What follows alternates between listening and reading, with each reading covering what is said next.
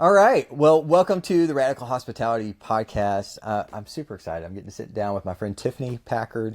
She is the owner, operator, and really the heartbeat behind this family, beloved mountain restaurant business that's just been kind of storming across Evergreen and Morrison, doing amazing, like unique, cool concepts. And so I've had the pleasure to get to know Tiffani over the last couple of years.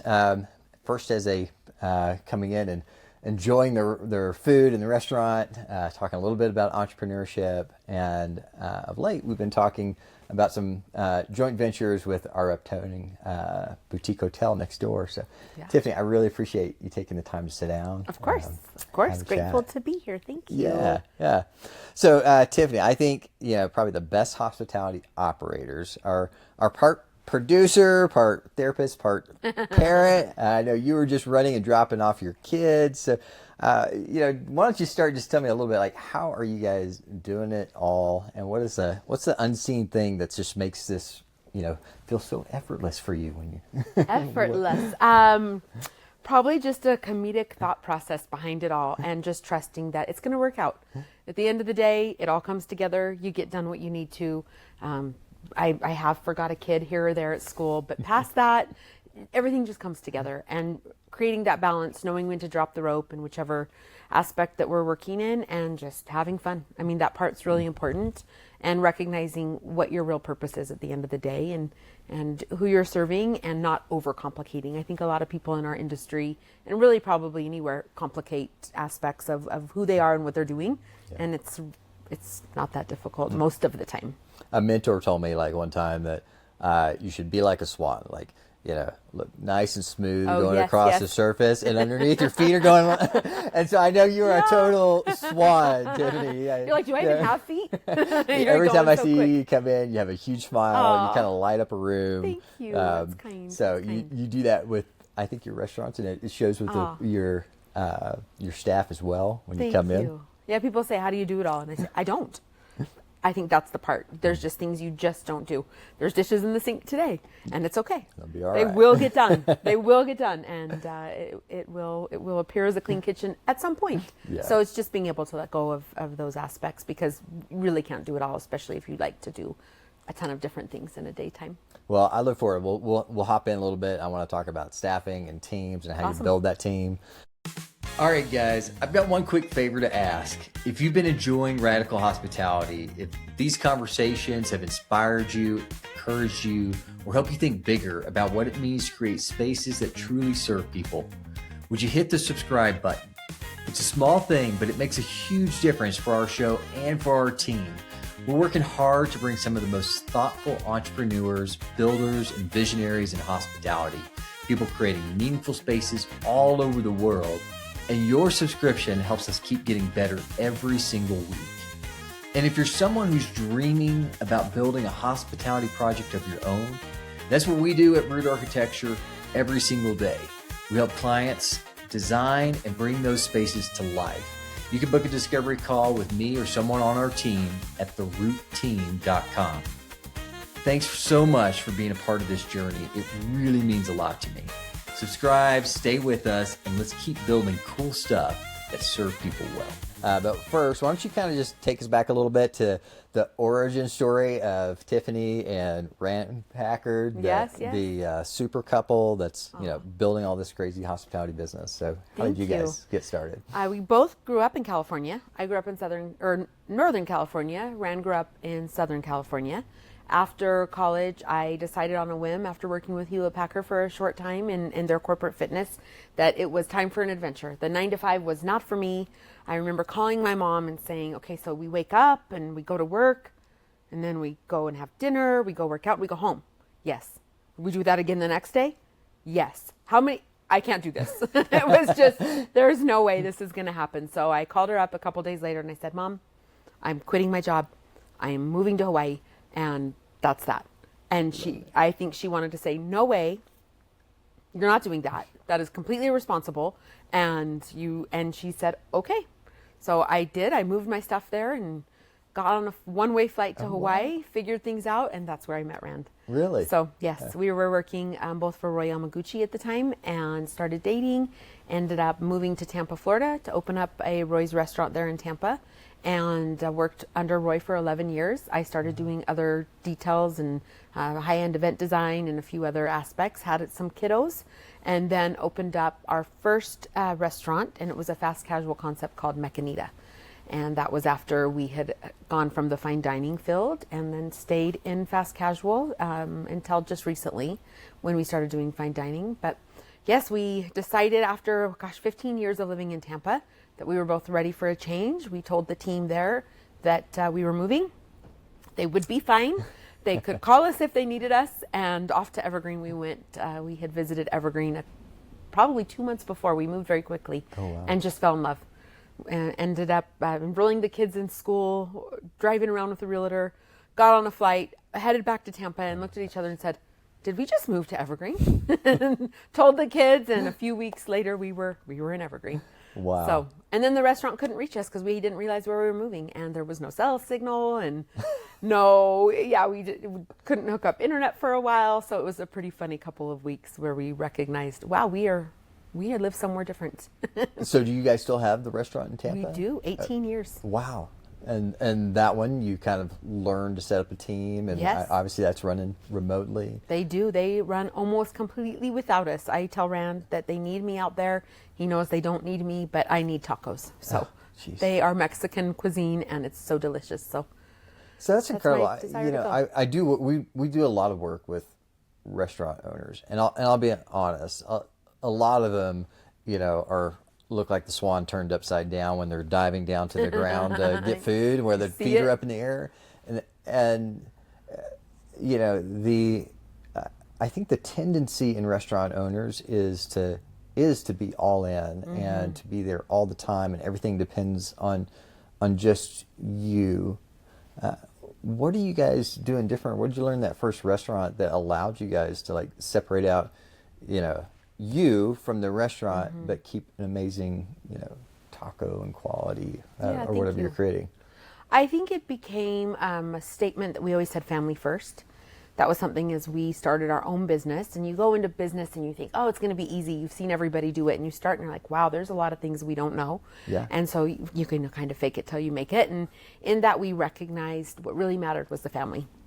So we would say family first. If a decision came to the table, what was best for the family? So at one point, shortly after we opened, we actually closed on Sundays. That restaurant is still closed on Sundays, and it gave us the opportunity to be with the kids. They were little at the time, and we had a restaurateur who was a founder of a huge chain throughout our country, and he said, why would you do that? There's this mega church right next to you, and that's the day where you make all the money because you've already paid all the bills. And he says, why don't you open on a Monday or a Tuesday or close on a Monday or Tuesday and be open on Monday? And my husband said to the gentleman, and he said, how many times have you been married? And the guy said, heard. Yeah. Understood. And so it gave us that time to really root as a young family and to recognize that you could be away, and if the kids needed something, the restaurant was fine. Yeah. If you had to close the restaurant because you were needing to focus on something else, it was okay. And so we had this mentality of we own the business, it doesn't own us. I see a lot of very, very successful restaurateurs that are always there. And I think that is, of course, one way to operate in this industry. It's just not been the path that we have chosen. And I think it's allowed for us to scale and create even more opportunity for just what we would consider a really fantastic team. And they are able to independently operate these stores. We are able to check in. Now we have 4 kids, and we're able to focus on what they need. And that part, as they've gotten older, it did happen really fast. Our youngest is 15. And before you know it, we'll probably have all that time to be in the restaurant, more and more if that's what we decide to do. But no regrets. I always said I'd rather fell in business than fell in the home. Yeah. And I think that kept that focus to where we could micromanage that time into where we needed to be there most, creating the opportunity, controlling the costs, keeping the fun involved in that excitement. And what it did that I think, looking back 18 years, is it gave that same balance to the team that works with us. They too, we speak to them, family first. So they're also able to step away when they want to or they need to. And then when they come to work, they have a better balance. And it's really, really been neat after so many years to see that being applied and the magic that's come from that and the quality of people that operate our restaurants with us. Yeah. So it's really worked. It was one of those like, well, we'll try this. This feels right. And the beautiful thing about aging is you look back and you say, hey, that one worked. Man, that's amazing. I'm reading this book, Essentialism, right now. And there's a story in the book where it talks about, the main character, he was working in a busy business, and his wife was pregnant and going into labor, and he chose to go to a meeting because it was a very important client, and thinking that he'd make it back. And he got to the meeting, and the client kind of looked at him like, "What are you doing here?" And I think so much of the time, like, we feel like as entrepreneurs that we're serving our clients by giving them everything of us. Sure. When in reality, I think there's a lot of respect that happens to our clients, our patrons, if we can just set limits and say, family first. Like, we have values too. Yeah. And you may force a window down to say, this is when we're here, and we're going to be our best when we're here, and we're here to serve you. Totally. But when we're not, we're doing the same thing you guys are, and it kind of forces you to create those people or systems to be able to show up. Yeah. You can be all in. Can be all in. Absolutely. Yeah. Because at that moment, like when I come into the restaurants, I'm so excited to be here, right? I know that I have been able to fill the most important cup, and that is those of my children and my husband, and just my individual needs. And being able to then come into the restaurants, I really am able to just feel excited by the team. I'm able to continuously feel my own growth and opportunities that the team presents. And in this industry, it's always changing. Yeah. So it's not one of those where I'm like, yeah, we got this down. It's been 18 years and we're killing it. Every week you're like, okay, what are the opportunities this week, and how are we going to keep these challenges, becoming something we can do versus unsurmountable? And it really has created a fun industry where I think a lot of restaurateurs get very burnt out. It's a hard industry. We really, the last 5 years, have had challenges continuously. You just think, hey, leave us alone. Go pick on somebody else, right? But no, it keeps coming. And it's just being able to have the energy to come at those and to have the balance, to be able to drop the rope and step away. And that way you've got that energy to come back up and keep going. And I think that's kept it really fun. Yeah. I don't have any thought process of it ending anytime soon. And when you're I feel like we just kind of started. Yeah. And the kids have been engaged in it too now, which is fun. And so it's really a great, specifically here at La Roca Rosa. Quite a few nights before our daughter moved to San Diego, we were all here. And that was just great. Yeah. They were all at the age where they could hold their own.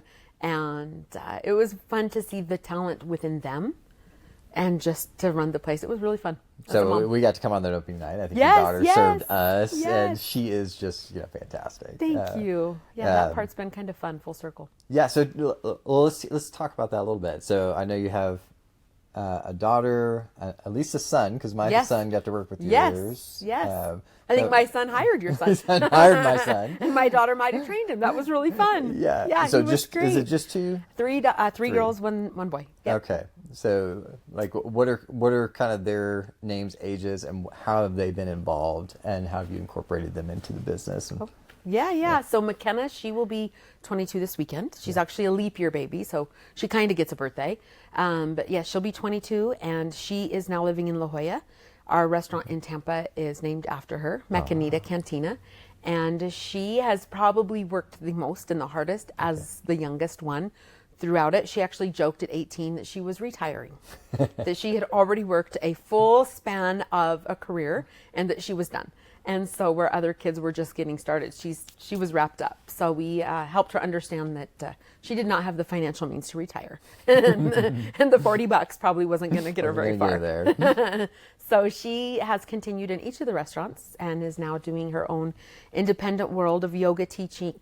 And she does some fun culinary things and creates some really fun baked goods for people, and kind of deciding if she's going to work in the restaurants. Yeah. She's realized the financial value of working in a restaurant is really great money. So I think she tinkers in the idea of coming back. I don't think in the restaurant industry you ever fully escape. There's a passion in hospitality, as yes, you know, that is very addicting. So I think she's feeling that.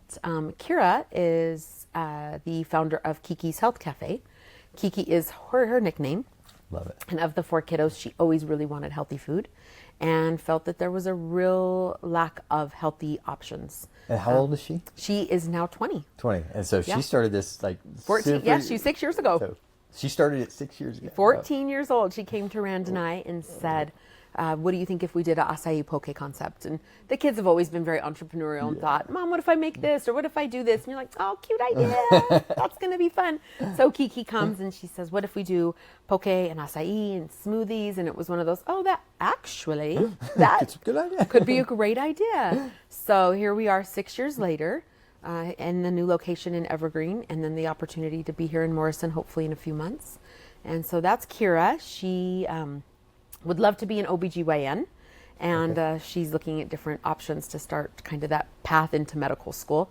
So I'm not sure how much longer we'll have her in the industry, but at least a few more months. Wow. So, and she may find that the restaurants where she goes back to help pay for medical school. That's right. And then Reef, he's my little entrepreneurial boy. He is 17 years old. And he is working with the different companies, doing door-to-door sales, actually. Awesome. Trying to help people sell their window cleaning services, their pest control services. Yeah. So he goes to sell seminars. He's going this weekend to one actually in Arizona to learn that. So it'll be fun to see what he does. He pretty much runs the expo line here at La Roca Rosa and is the glue that keeps it all together. Front of house, back of house. And because he's been in the industry so long, he's just able to run it. It's a pretty smooth operation with him here. That's wild. So on a busy night, you want him in the back. Yeah. And then Kaya, she's the youngest. She probably would love to resist the restaurant industry as much as possible, but she works here at La Roca as the host, and she's doing a beautiful job. So she would love to have a dance career. She's a competitive dancer, and if she could just dance and never work, she would be so happy. Yeah. And of course, they'll all have to find their own path. They really will. And that's, but it is fun to see them participate in the family business, when you show up here, and, and just how much they're learning and how much they, show up as professionals. It's really, We got that text you always want, right? Or that message or that call. Our 22-year-old last week sent a text message and just said, thanks. Thanks for not making it easy. Thank you for showing me to provide for the things I wanted. I had to work. And thank you for not always giving me what I wanted, even though I thought you could. Thank you for just making me pave my own path. And it was one of those moments where Rand and I were like, hey, because there's times where you just think, gosh, just why you make it so hard on them? You really just want to give them what you can.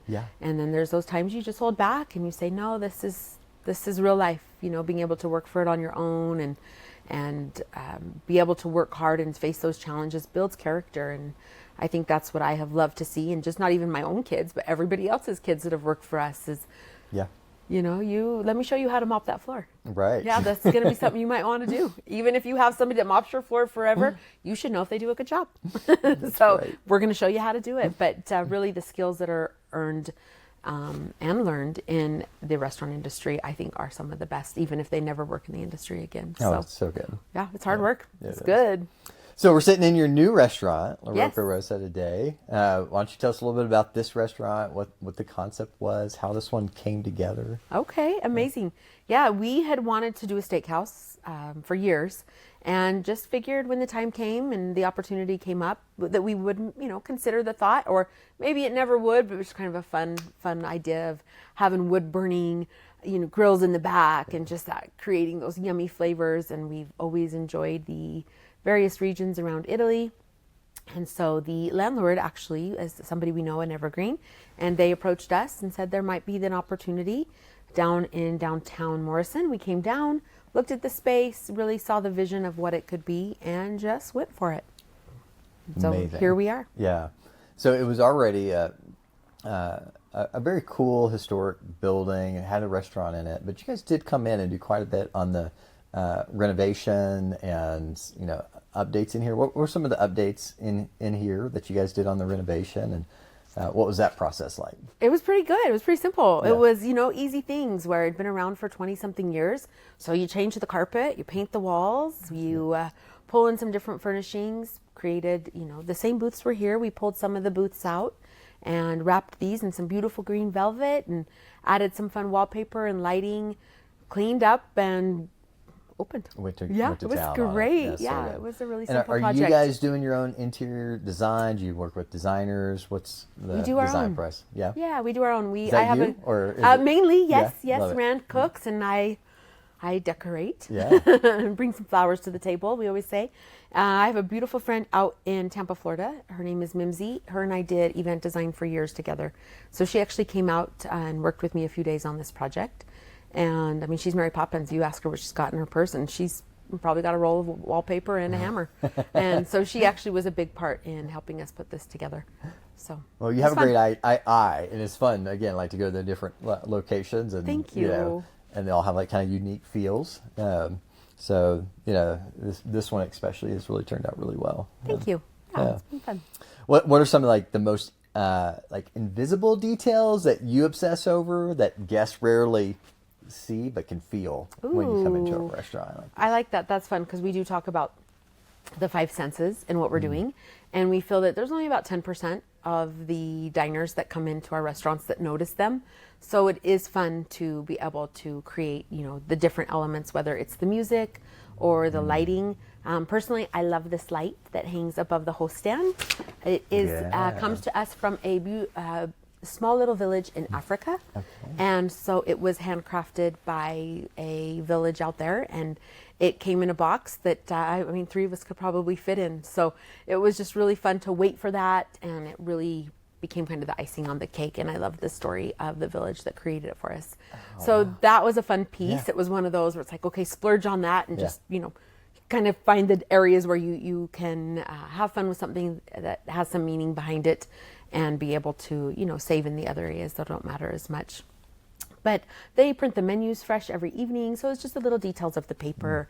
It's the details of the glassware and, things that if you've been in fine dining restaurants for a long time, even the fill on the mouth when you're drinking the wine from the glasses. I don't know that a lot of people notice those details, but a lot of the details really come down to the food and all of the time that goes into that. My part is definitely easier. That culinary team is here, hours a day, from the flowers that go on the plate and where they're grown, from the cows that we're getting our beef from, and the really cool sustainability that comes from how those cows are moved around our state. And those are the little details that so many people don't know. So it might be, a flower here or a wine glass there, but I would say the real details are coming from what's going on in the kitchen and how meticulous they are about the ingredients they choose. They will never compromise on quality. We do our very best to keep price points, even though food is very expensive in restaurants now. We do our best to keep the prices as fair as possible. Mm-hmm. But yeah, it's magic in the kitchen. Yeah. They really deserve all the credit. Yeah. So. Well, I think all those things work really well together, and it is hard to, put a pin on it as a patron when you come in. Why does this place, make you feel the way it makes you feel? Yeah. And it's those little thoughtful things, behind the scenes that are happening. Comfy chairs. Yeah, comfy chairs. Like, Some people say you don't want a comfy chair in a restaurant because you want to get them in and get them out. I've never agreed with that philosophy. I just want to get you in. And then it's hard for me to let you go. On the financial piece, you're like, okay, next. But truly in that hospitality heart that a lot of our team has, we want them to be comfortable and stay as long and enjoy their opportunity to experience the little details. Yeah. So I think a comfy chair makes a good difference too. As I sit in this with you, like it's cozy. So I've never seen a group like yours that comes in and does so many different restaurant concepts. We talked about like the one restaurateur that opens up their dream restaurant and they put everything into it. Some people make it where they get a good restaurant growing and they multiply that and do a series of those. But you guys have really come in with multiple different concepts across, Colorado here and Tampa and other places. Why have you taken that approach? Why not come in and just, find a thing that works and repeat it? That sounds really great. which you speak to. My mom jokes with me. She says, you never liked easy. You know, there was a, hey, we could go this way. And you were like, no, Mom, let's go this way. And my mom's like, well, this is a straight path. So I think it comes just from personality and not fearing what those opportunities bring and almost becoming addicted to that, where each new concept, I mean, we have drive-through to fine dining and some, yummy concepts in between, but each concept has brought in some challenges that I think we would not have been able to really experience had we so to say cookie cuttered. I see value in that approach most definitely. And as we think about opening another Kiki's Health Cafe here in Morrison, I'm excited to make it so easy. As we're ordering equipment, I'm like, already got that here you go. All the opening details are really so much more simple. But I love the challenge of it. I love how we grow ourselves, myself and Rand, and in our family, and what the menu gets to evolve into, what the furnishings. The guests are different in each of the concepts. We definitely have a very loyal group of community that will frequent each of them, and they have so much fun being able to, eat acai in the morning and a porterhouse at night, and maybe a coffee in between in the day. So I do think that that keeps it fun, and that might be why after 18 years we feel like we're just getting started. I'm sure at some point, we decide to be a little less entertained by our lives. But until that time gets there, we just, I don't know. I've asked myself that question on complicated weeks, and I think this could be simpler. Yeah. But it's definitely not the direction I see the company headed either. The different concepts are a lot of fun. Yeah. And they're all still open, so they are working at least at the one. Well, and I will say from like a Main Street planning of, what a community feels like. It's very nice to, as we were talking earlier, like, well, we're going to do, ice cream over here. Well, maybe over here we could do, something that's a little bit different, and think about curating, a main street, and it needs a variety of different places. There's also some difficulty of each restaurant running its own thing and staffing and not having, that kind of, broad overview that a restaurant group, that's running multiple Baskin Robbins across, the country has. But, you guys seem to have curated, staffing in a small town, which is difficult to do, and different restaurants, which has allowed the main towns, these main streets, Evergreen, Morrison, to have some variety of options, which is great for us as patrons. Yeah. And the quality of them seems to be working. Thank you. So again, where you see in a main streets, a lot of these like not working, restaurant starting and stopping, you guys have seemed to create like a variety. What's happening behind the scene that's allowing, each of these restaurants to run well and continue, from a staffing, from a profitability standpoint, and create the variety? I think a lot of the team enjoys joining the team, knowing the opportunity that may be available to them, whether they have been in the restaurant industry for a very long time or if they're brand new trying it out. We have one of our main hosts here. She started at Muddy Buck Coffee House, making food and serving coffee drinks. She loves that. She loves that she can smell like a coffee bean at night and come in here and look elegant and be able to really have that differentiation in her own day. I think behind the scenes piece is we meet with our leaders once a week. Okay. And we meet with them in a training opportunity once a month. And that really unites them to be able to talk about what challenges are you facing, what is happening in your store that may be in parallel to what we're doing at our store. And so that has been really fun to sit back and to watch this table of incredible people that really are leading their teams. Rand and I have always felt that if we can work with a small team of executives and be able to go back and forth with what's important, what our goals are, what we're really going to focus on, they're then taking that next step and making sure that all of the leaders are also on board and bringing back to us ideas or working together kind of in that smaller team now. And then the idea is you're empowering the leaders enough that they're now coming to their teams, and the teams might be small. Maybe they have a team of 10, maybe they have a team of 40, but either way they're able to now come back to that team and have the strength behind them and the training that they've received, or even some of their own opportunities that they're implementing that we're saying, that's a beautiful idea. Do it.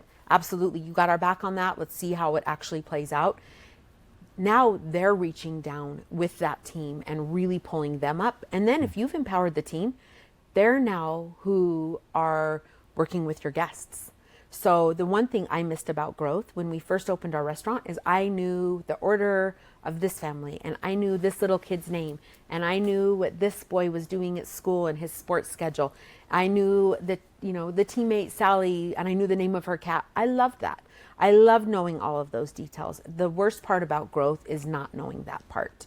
I still want to know their cat's name. It's a silly thing, and I always share that story, but those details matter. It does get a little complicated when you have a large team, or when people in the restaurant business, we're often a stepping stone, so people do kind of come and go a little faster. But being able to have the leaders reach down and work so hard with the team, and the team being able to work, they know the guest's order. Yeah. So the guest is still feeling that kind approach of value to who they are, and to the appreciation that they bring. Without the guests, there's no purpose for any of us. And we always say, we call the customers the guests, but we always say the customer is not always right, but they are always the customer. And so what can you do for them to create the experience? And they're choosing, there's a lot of places to eat. They're choosing to come into our establishments. So I think that has been what keeps it going so well behind the scenes. Having Chris Courtney and Patty Morris, who work on our main team. It's really just the four of us that drive it all. Yeah. And Chris, I don't know if you've had the chance to meet Patty. They are dynamic people. Okay. And they, when they came to us, neither of them had really the restaurant industry experience, but they had hospitality. And that's what it comes down to. And it was genuine. And it comes from a place of love, and it comes from a place of their heart being so big. And they are incredible. And they're, interacting with these teams even more so than we are now. So I would say that's kind of the secret behind it all, is just seeing the people there every single day. My husband and I, when we first did our restaurant, we could say, fine, we'll do it. We'll do it all. And there were days we did, so it wasn't an arrogance necessarily, but it definitely, we could do it. That's impossible at this point. Yeah. We can't do it all. So being able to give a little bit of that away, both in the profit, both in the time, and both in the, I might have done it this way. Well, you're not going to do it this way, because now you're going to go home and do your dishes, right? Because you left those in the sink. So being able to, whether it's little details like that, or another restaurant needs something, or a child needs something, being able to say, thank you. Thank you for carrying and taking this on and running this restaurant as if you were, us. So it's really special. It's really neat. Is there core principles or values that you try to instill throughout the whole tiers of the company? Yeah. From the hostess for your leadership team that you guys try to implement?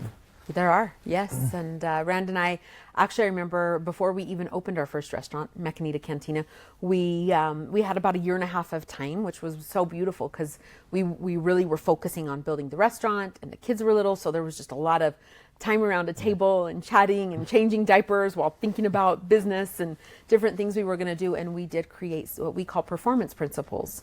And there are 6 of them. And what was really neat is these were just coming from our heart and soul, things that we thought mattered in places we had worked, important values and characteristics of managers or bosses before us that helped show us the way, and things that really we thought could make a difference. What I think is so great is at this point, 19, 20 years ago, since we hadn't opened yet, those still work in our company. Yeah. And we had no idea then. We didn't see that future self of really doing anything more than a restaurant, maybe 2 of the same. But the 7 concepts really have just become, and not necessarily, that's what we're going to do. It's just really happened. So that part's neat. But to have these performance principles all these years later still be such an integral part of our daily operations has been kind of cool to see. And be like, hey, we made that actually up. Comes out. Yeah. And so I tell people no, we actually did that. So we didn't read it from a book or take it from somewhere else, or the computer back then. The computer didn't tell you much of anything. You had to tell it. It didn't tell us what it should be. So to see them still work and be valuable are neat. Can you think of an example of one company principle that you've seen play out in a story with one of your staff members? Absolutely. I think enthusiasm. Mm-hmm. Enthusiasm is one of the 6, and that is a big part. If your team isn't pumped and ready to go, and sometimes people have a bad day, of course, right? And you're coming to work and something could be rough, really rough, right? You have the little things like, oh, I'm having a bad day, but you might just be having a rough time in general.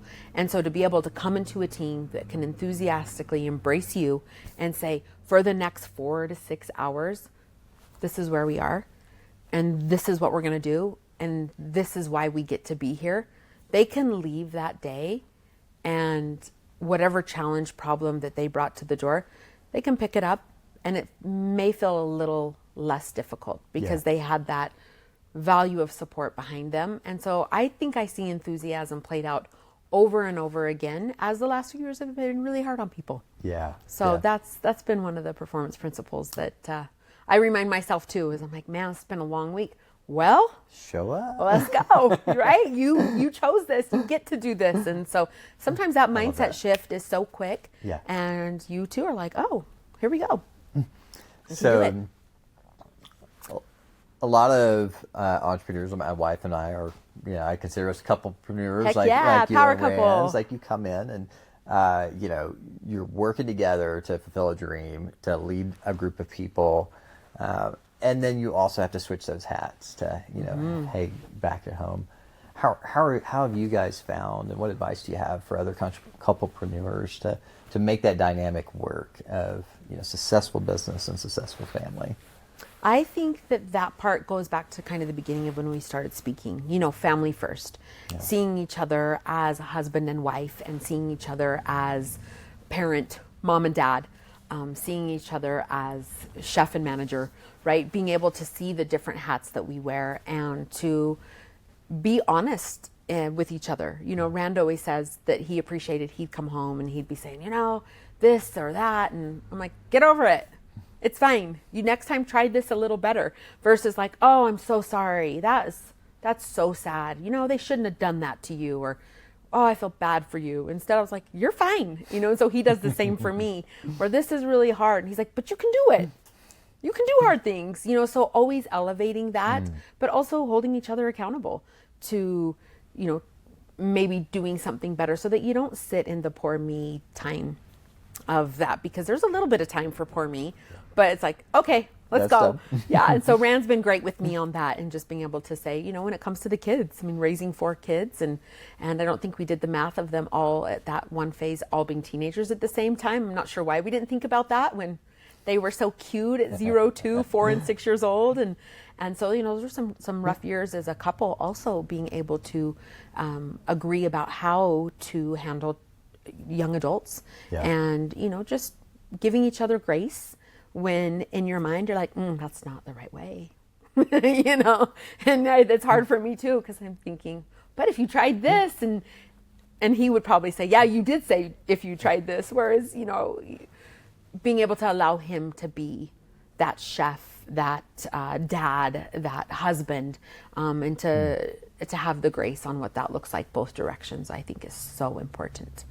And I think it's a lot. We've been navigating this for 26 years, and I'm proud of us. I'm proud the way that we have been able to keep smiling and, have so much love for each other, and to have seen each other kind of grow up. At this point, we've known each other half our life. Wow. And it's kind of cool, and I don't see it being any different. So I look forward to the next half, as as adults, we change so much over the next 20 plus years of our life, being able to hang in there and see what business continues to look like, and aging, and adult children, and all the things that we're new at. And Kira said once, some of the kids were giving me a hard time about something, and it was one of the most beautiful things I've heard one of our kiddos say. And she says, you guys, give mom a break. This is her first time too. And it was so sweet. And so that's sometimes what I remind, myself in the relationship, like, this is our first time being husband and wife, and our first time being parents and business owners. And, I don't know, do we get to come back and do it again better? I'm not sure. But while we're here, and carving space out for each other, I think that's really important. So Whether it's a cup of coffee together, date night, or, you know, talking about things other than the business too. I mean, we love talking. Do you go to other restaurants? We do. We love to eat. Oh my gosh, I love to eat. I could eat out every night. Yeah, we do. We have a really good time traveling and going out to other restaurants. And as the kids have gotten older, it's fun to sneak away for a couple days. And I don't even know if they notice we're gone. And I think sometimes we intentionally just don't tell them because we're not sure, you know, are they going to plan a party while we're out? So I don't think they've yet to do that. But yeah, so those, you know, those couple day sneakaways are really fun. Super important. And yeah, being able to carve out that time for each other and you know, we try to go out once a week and enjoy some time together. So. Yeah, super wise. Yeah, time flies. It goes so fast, right? So there's times where you're like, wait, what? That's right. We have to connect and see each other, you know, and be able Other than just at work and put on the husband and wife totally hats. We have good balance though. I mean, we're home a lot together. Yeah. And that's great. You know, we really do have time where we can be together as a family. Because as we, again, from the beginning of our conversation today, we are not always at work. Yeah. And what we do have to do is remind ourselves to talk about things because we both love it. So we, you know, how was snowboarding today? Or how was this today? You know, versus like, oh gosh, did you see what that order came in as? Or, you know, what's on the next special? And so you get excited about the different concepts and the different people in there. But was there ever a season where you guys thought this isn't going to work? And yeah. Which part? The parenting, the marriage, the restaurant? All of it. Yeah, I feel like we go through those seasons, and it's like, you know, those are the places that sometimes we learn from. But have you guys had that experience or season? And I think the coolest thing about having been doing this together for such a long time is looking back and realizing that we had those seasons almost independently of each other knowing. And remember one time we had just opened up, or actually Mecanita had been open a few years, and you know, it was hard financially. It was 2007, 8, 9, 10. I mean, it was like the 3-year span that lasted, felt like 10 years, and kind of what we've experienced again the last few years. But you know, financially it was difficult. We just kept pushing, and I remember Rand saying, I thought for sure you were going to say today's the last day. This is it. And I thought, I never said that. I just woke up every morning and prayed that people were going to want tacos. And it was a funny time to talk about. And it was probably year 10 or 11 that we spoke to that. And meanwhile, I'm thinking, man, this guy's never going to give up. And so he's just going to keep going to work. And doesn't he realize that I'm not sure how long we're going to do this? But he said, I just knew until you said that, I was just going to go to work and make it happen. And so it was really fun to have that conversation. Neither of us said, this isn't working. Yeah. This time in our life is really difficult. We just kept loving and pushing forward and trying. And that was really neat. And it was probably in that same season where I remember sitting on the floor in our living room and laundry just, I mean, the pile felt this big. It was probably, you know, 5 or 6 loads sitting on the floor that needed to be folded. But just kids, so many of them. And I'm thinking, oh my gosh, there's so many children right now, and they're all mine. They're all calling me mom. And just thinking, I could be this woman in Mexico. In that moment, I think I faked my death and moved to Mexico. And then I realized, wow, you've taken this too far. I mean, in this visual, if I remember correctly, I'm like already in Mexico. And I just remember being prayerful and just thinking, you know, God, I need a little help here. This is really hard. Yeah. And the thought that came after that changed so much of my life. And the thought was, you will know these children as adults longer than you will ever know them as children. And I mothered, I womaned, I wifed, I businessed differently from that point forward. And that reality, and that my oldest, I think, was 5 at the time. So I think we had infant, 2-year-old, 4-year-old, 5-year-old. And it was in that time where I am so grateful. I am so grateful for that thought, to feel so seen in who I was and what we were doing. And I have continued to feel that blessing in our life, and that handling over and over again. And that was probably the most pivotal moment of where I became and embraced motherhood in a way that, man, I'm so grateful, because it went quick. It went so quick. I mean, that was 15 years ago. Wow. So, and it was definitely a monumental thought that came across, and it was truth. as I've created these adult relationships. And what I thought is that kind of started at 20. It kind of starts at 16. It is. It's kind of a pivotal. Don't you see that with your son? I'm right on this other side of your it. youngest. It's because I'm 17 and 19 Okay. now. And I really love this season with my oldest, and I didn't know what it was. Now this is my second time to go through this, and so I'm recognizing a pattern. But there's like a window there where they're independent and they're choosing to spend time with you. Yes. And you're still, if you're connecting on places like Nate and I connected on climbing. So we did that together for years. And then he's kind of, gone through that season. He graduated high school and he's, into firefighting and then building his career. So cool. And Titus is in that little season right now. And it's just like,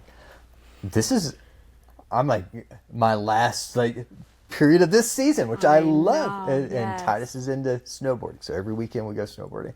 And so my answer is just, whenever it can be, it's yes. It's yes. Like, hey, you're interested in spending time with me. We've got a little window before,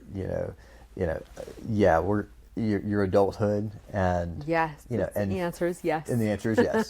So I'll even if that's a 3 a.m. conversation, you're like, I'm tired. Yeah. The answer is yes. And I was like, man, you came to bed so late. And you're like, man, they start talking at 11 o'clock at night. And now I spend time with my oldest, and, he's becoming a young man. And, there is a different level of, it's not the same, quite, hey, I'm the father and you're going to do what I say. It's more of a friendship level of, hey, how was business today? How was work today? What are you building? And, he's thinking about, running his, he has a tree service business, and how do you start to, bring in clients, and, having those different level conversations. It's meaningful, but it's different. It's not the same, intensity of, hey, let's, get together every weekend, but it's the, hey, Dad, I'm in this season of life. So that's really neat. And it was the time that you climbed over and over. Right now, he probably might be climbing faster and quicker than you. Right? They surpassed you, but you were there when that started, and so it's so neat to see them take what you've given and to enhance that. And now he's coming for that next phase because you were there in all those other phases growing up, and so that piece is so cool. Yeah. To be able to see them grow up and adult differently than you did, right? Some things better, and other things where you're like, whoa, let's get you back on track a little bit, but they still take that love and that influence because of all that time. Yeah. And Titus is such a fun kid. Really, I figured 16, 17 that he's, so 17 years old, huh? And we were his first job. Yeah, you right? were. Yeah, he was great. And he's still, it was great. he loves to cook. And I think that came from working at Muddy Bucks with you guys. He always wanted to be behind the line. Yeah. We would say, okay, don't forget about this part. And it's back on the line again. Or he wanted to be customer facing, right? And at that time, really? He was the attendant to create, that experience for the guests. But he wanted to be there with the start of the guest. He wanted to take their order, and he wanted to guide them through the menu. It was very cool. Oh, he did a great job. I love that. Yeah. Yeah, fun. So he's big into lifting now. Okay. And, he's hit his growth spurt, and he's very, physique, well fit. Yes. They surpass you in height too. And so he'll come home, and what the great thing is like he'll come home and then he'll cook something healthy, and I'm like, I get a great dinner with it. As well. Thank you. And they're cooking for you. Yeah. That's great. So super fun. Yes. Is he a junior? He is a junior this year. Okay. Yeah, so hidden in the last I'll have to see him again soon. Yeah. Because I see him as, what was he, 15? Yeah. 14, just kind of learning. Yeah. And those awkward stages, but just learning he's how does definitely life... come into his own this last year or two. That's neat. So. That's neat. Yeah, I definitely want to send him back over here. I'd love him to get underneath the the brand, Will they work at the hotel? It's up to them, but maybe. Fair enough. Yeah. Yeah. I think we'll see. They may have that interest. Yeah. Yeah, we always allow the kids to, apply to the job, and we make them do the interviews, and they go through the process, and every now and then we'll pull the family card. And they're like, Mom, but you're restaurant kids. You don't even have a clue what it's like to be a real restaurant kid. You've got paid to work and you've been, so we tease them a little bit and we say, now you get the real taste of a restaurant kid. You're like, restaurant card, everybody's going, everybody's working, everybody's a part of it. And so love it. It's fun. It's fun to pull that card. And yeah, there might be days where you're like, everybody on hand. Call us too. We'll come over. Well, the last question I always like to ask every guest is, what does radical hospitality mean to you? Okay. Radical hospitality. I think just going above and beyond. Creating that experience where it's different from the last experience you had. A lot of people do have the opportunity to eat in different restaurants. Some people are coming in for that once a year meal, right? It's a big financial spend. They're coming in to have a special evening, to be able to gather around a table, and whether that person is coming in once a year or whether they're coming in every Friday night for their standing reservation, creating an experience that is elevated and genuine and yummy, right? It has to taste good every single time. So I think the word radical is kind of fun. I've never thought of it really. But yeah, creating that hospitality experience that is just a little different, maybe some surprises along the way, and being able to remember that experience, whether it is at the drive-through coffee shop and the beautiful team that's over there, or, sitting at a fine dining, once a year special dinner. I think that's what comes to mind at first. Love it. Well, you guys certainly embody that. Thank you. Tiffani, thanks so much for taking the time, welcome. getting to chat, and all that you guys are doing for our community. So thanks, Zeke. Much thanks. Appreciate you. All right. It's good visiting. Good visiting.